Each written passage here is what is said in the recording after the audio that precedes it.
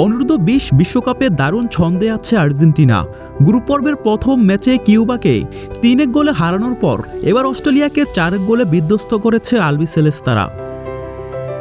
গত রবিবার কিউবার বিপক্ষে মাঠে নামে আর্জেন্টিনা। ওই ম্যাচে দাপুটে জয় পায় আর্জেন্টাইন যুবারা। এরপর গ্রুপ পর্বের দ্বিতীয় ম্যাচে আজ সকালে অস্ট্রেলিয়ার মুখোমুখি হয় আর্জেন্টিনা। আগের ম্যাচের মতো এই ম্যাচেও বড় জয় পেয়েছে আলবিসেলেস্তে জুনিয়ররা।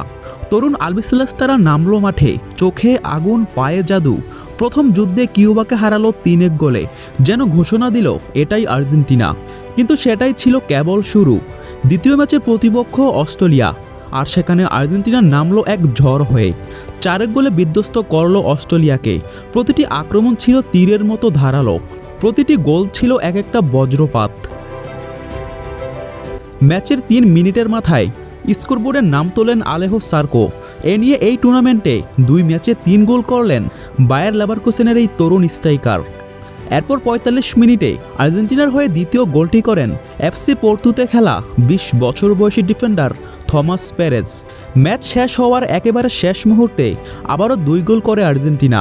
এবার স্কোরশিটের নাম তোলেন রিভার প্লেটের তরুণ সেন্সেশন ইয়ান সুব্রিয়াব্রে ও আন্ডিলু ভ্যালেন্সিয়া।